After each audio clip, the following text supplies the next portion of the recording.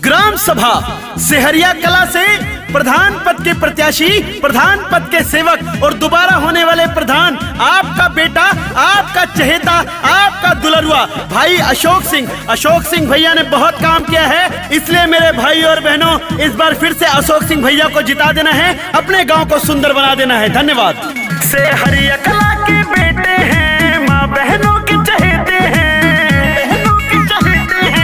ये भैया सिहरिया कला के बेटे हैं, माँ बहनों के चहेते हैं, सब गरीबों का रखते हैं ध्यान जी। अशोक प्रधान जी, इनके जैसन ना केहू इंसान जी। अशोक प्रधान जी। अशोक सिंह भैया कहते हैं कि काम किया है काम करूंगा, जन जन का सम्मान करूंगा, काम किया है काम करूंगा, झूठा वादा नहीं करूंगा। भैया जब प्रधान बने गौशाला का निर्माण करवाया, 2 आंगनबाड़ी केंद्र का निर्माण करवाया, शमशान घाट का निर्माण करवाया, पानी टंकी का निर्माण कराया और आगे भी गांव विकास करते रहेंगे अशोक सिंह। 5 सलिए में किए खूब काम है, पूरे जिला में भैया जी के नाम है, पूरे जिला में भैया जी के नाम है।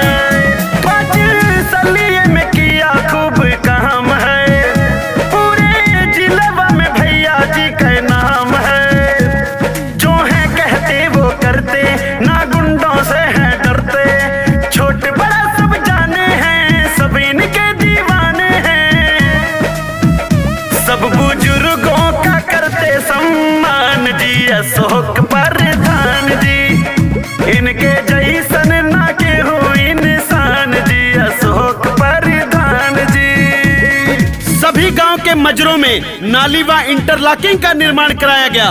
प्रधानमंत्री आवास 213 लोगों को दिलाया गया। शौचालय का निर्माण ऐसा कराया कि पूरा गांव ODF गांव बन गया। और पक्की सड़क का निर्माण महेशपुरवा से कलहंसनपुरवा तक 3 किलोमीटर, पक्की सड़क रज्जापुरवा से चिरहदापुर तक बनवाया गया। अशोक सिंह पढ़ा लिखा भैया खूब विद्वान है, राजा महाराजा नहीं ये किसान है। किसान के बेटे हैं अशोक सिंह, किसान के बेटे।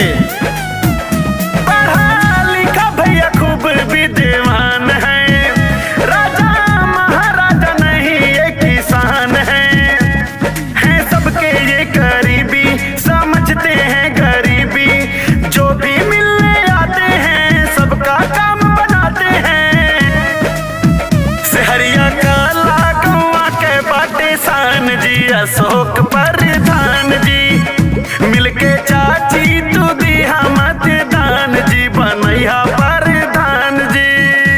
अशोक सिंह भैया ने इतना काम किया है मेरे भाई और बहनों, पूरे गांव को सुंदर बनाने से लेके आगे ले जाने तक का काम, कहीं कोई जरूरत पड़ती है सबसे आगे खड़े होते हैं अशोक सिंह भैया। 24 घंटे सबका फोन उठाते हैं। गांव से लेकर जिला तक कोई काम आए तो अशोक भैया काम आते हैं। अपने गांव में 3 प्राइमरी स्कूलों में बहुत सुंदर काम कराया गया।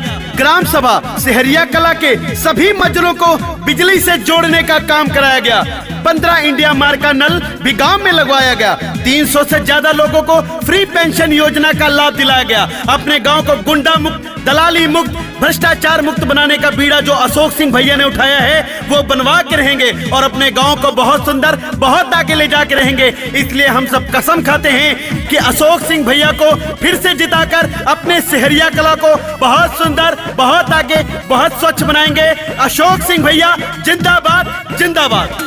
घर घर बिजली का भैया पहुँचाए हैं, गली गली RCC लगवाए हैं। जहाँ भी चला जाओ पूरा रोड चिकन चिकन है भैया।